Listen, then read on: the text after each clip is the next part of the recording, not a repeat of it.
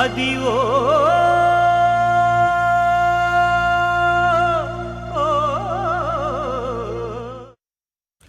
కలియుగ దైవం తిరుమల శ్రీవారి సాక్షాత్కారం భక్తులకు వరం.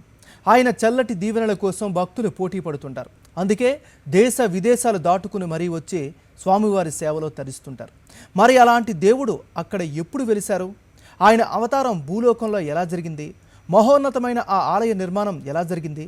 ఇలాంటివెన్నో సందేహాలు ఎప్పుడూ భక్తుల మనసుల్ని తులుస్తుంటాయి.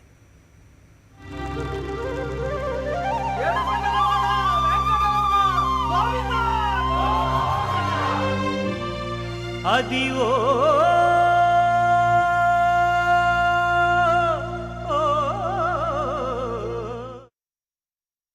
లెక్కలేనంత మంది నమ్మకాన్ని చూరగున్న శ్రీవారు భూలోకంలోకి ఎప్పుడొచ్చారు? మొట్టమొదట ఎక్కడ కాలు మోపారు? అసలు ఆయన అవతారం ఎలా జరిగింది? అసలు ఆయన ఆలయ నిర్మాణం ఎలా జరిగింది? ఇలా ఆసక్తి గొలిపే ఈ సందేహాలపై సాక్షి ప్రత్యేక కథనం.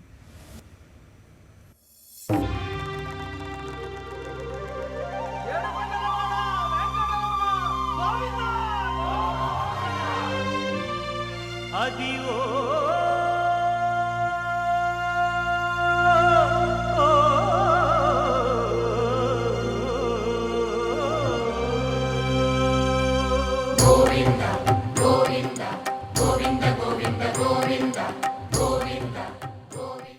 క్షీరసాగరం నుంచి భూలోకానికి శ్రీ మహావిష్ణువు 17 కోట్ల సంవత్సరాల కిందట భూలోకానికి ఆగమనం.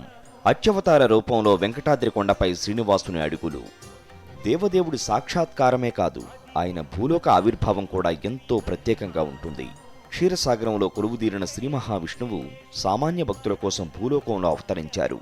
అత్యవతార రూపంలో కలియుగ దైవంగా వెంకటాద్రి నిలయంలో కాలు మోపారు. దాదాపు 17 కోట్ల సంవత్సరాలకు ముందు స్వామివారు భూలోకానికి వేంచేశారని పురాణ సారాంశం. 7 కొండలలో చివరిదైన వెంకటాద్రి కొండపై అడుగుపెట్టిన శ్రీనివాసుడు అనువైన ప్రదేశాన్ని ఎంచుకున్నారని ఇప్పటికీ అంటుంటారు. కౌతుకబేరంగా భూలోకానికి వేంచేసిన విష్ణుమూర్తికి అపర బ్రహ్మగా పేరొందిన దేవశిల్పి విశ్వకర్మ ఆలయాన్ని నిర్మించారు. ఇప్పుడున్న ప్రాంతంలోనే 1000 స్తంభాలతో ఆలయాన్ని నిర్మించారు. మణిమయ మండపాలతో కూడిన గోపురాలు, ప్రాకారాల గుట్యాలు, అద్భుతమైన శిల్ప సౌందర్యాలతో ఆలయాన్ని నిర్మించారు. శుభగడియల్లో శ్రీనివాసుడు ఈ ఆలయంలోకి ప్రవేశించారు.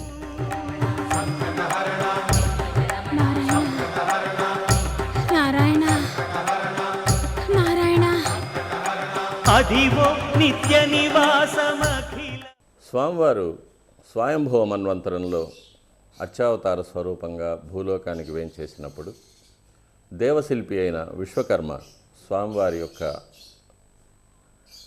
నియమనం ప్రకారం సహస్ర స్తంభాలతో కూడిన మణిమయ మంటపాలతో కూడిన గోపురాలు, ప్రాకారాలు, కుడ్యాలు మొదలైన వాటితో కూడి అద్భుతమైన శిల్ప సౌందర్యంతో కూడిన ఆలయాన్ని స్వామివారి కోసం నిర్మించారు. సూర్యుడు కన్యారాశిలో ఉన్నప్పుడు చంద్రుడు శ్రవణ నక్షత్రంలో ఉండగా వైకుంఠం నుండి ఓ ప్రకాశవంతమైన ఖగోళంలా శ్రీదేవి భూదేవి సమేతుడై స్వర్ణ విమానంలో విశ్వకర్మ నిర్మించిన ఆలయంలోకి ప్రవేశించారు. ఈ ఆలయ ప్రవేశ ఘట్టాన్ని బ్రహ్మతో పాటు దేవతా గణాలు, 3 కోటి దేవతలు, ఋషులు చూశారని తిరుమల శ్రీవారి ఆలయ ప్రధాన అర్చకులు చెప్తుంటారు. జయ పరమానంద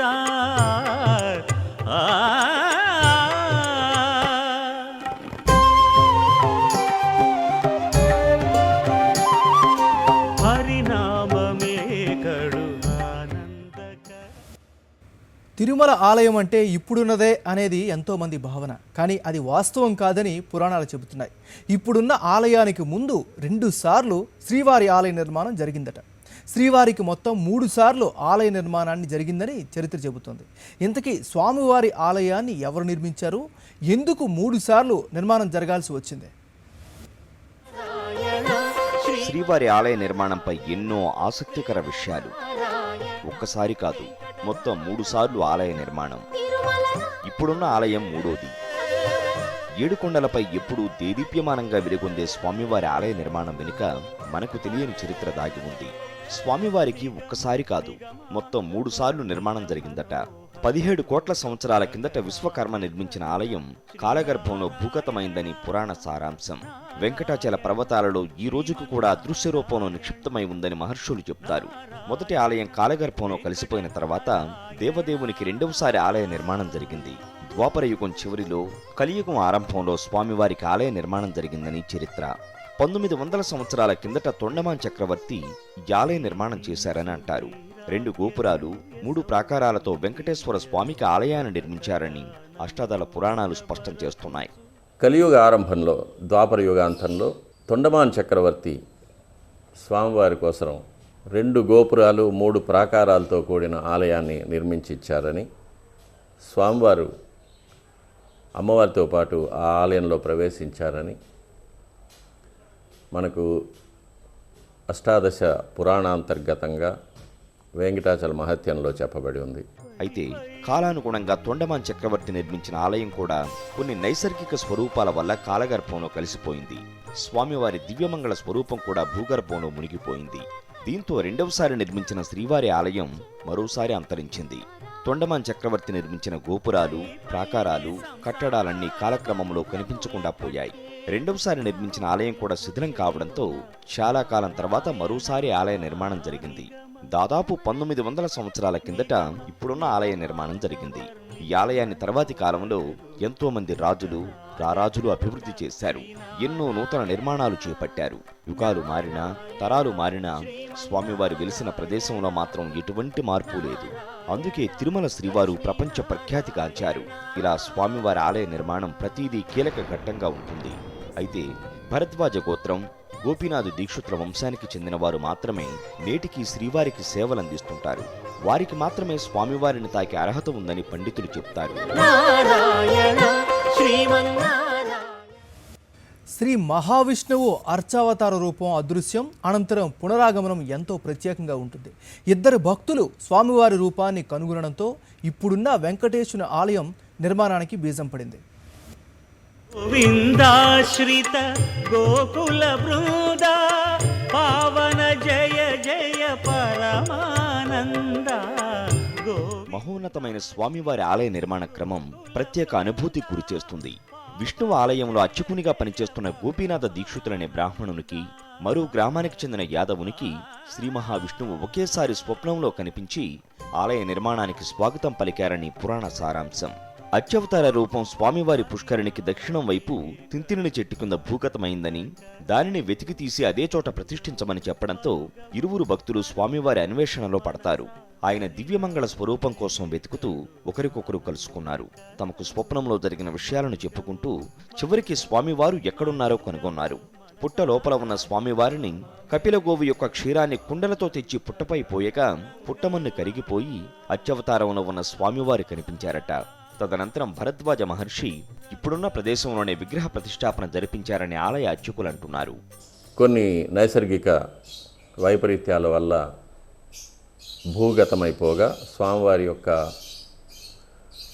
దివ్య అర్చావతార స్వరూపం కూడా భూగతమైపోయిందని, సుమారు 1900 సంవత్సరాల ముందు తిరుపతి పట్టణానికి సమీపంలో శ్రీకృష్ణ దేవాలయంలో అర్చకుడుగా ఉన్న వైఖానస కులశ్రేష్ఠుడైన గోపీనాథులనే వారికి మరొక గ్రామంలో ఉన్న ఒక యాదవ భక్తుడికి స్వామివారు ఒకే సమయంలో స్వప్నంలో సాక్షాత్కరించి తన అర్చావతార స్వరూపం స్వామి పుష్కరిణికి దక్షిణ నైరుతిలో ఒక తింత్రిణి వృక్షమూలంలో భూగతమై ఉందని, దానిని వెలికి తీసి అదే చోట ప్రతిష్ఠించమని ఆదేశిస్తారు.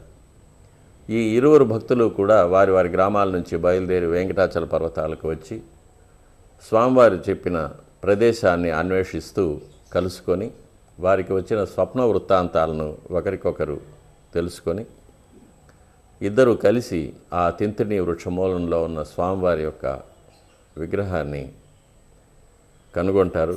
తదనంతరం ఆలయ అభివృద్ధి క్రమక్రమంగా పెరుగుతూ వచ్చిందని టీటీడీ పండితులు చెప్తారు. తిరుమల శ్రీవారి ఆలయ బాహ్య అంతర్భాగ నిర్మాణాలన్నింటికీ ఒక్కో చరిత్ర. శతాబ్దాల కాల పరిణామ క్రమంలో ఒక్కొక్కటిగా రూపుదిద్దుకున్నాయి. వీటి నిర్మాణంలో విజయనగర సామ్రాజ్య చక్రవర్తి శ్రీకృష్ణదేవరాయల పాత్ర కూడా ఉంది. ఈ పరిణామ క్రమానికి చెందిన సాక్ష్యాలన్నింటికీ ఓ తమిళ గ్రంథం కేంద్రంగా ఉంది. శిలాశాసనాలపై ఉన్న మరెన్నో సాక్ష్యాలు అప్పటి పరిస్థితులను కళ్ళకు కట్టినట్లు చూపుతాయి.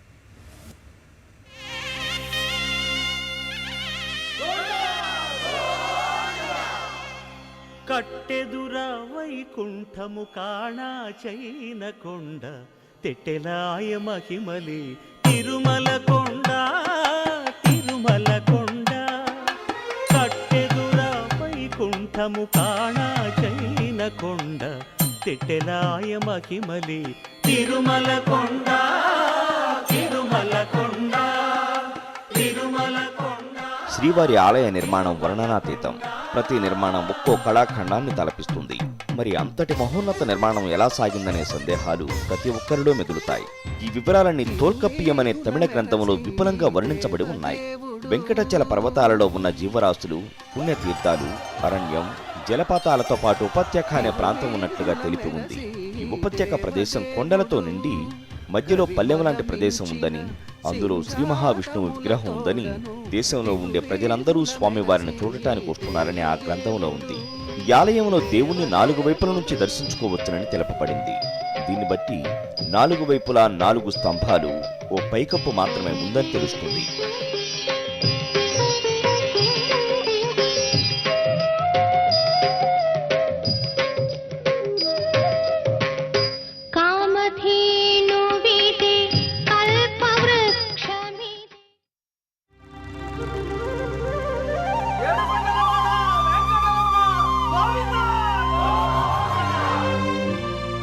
అది ఓ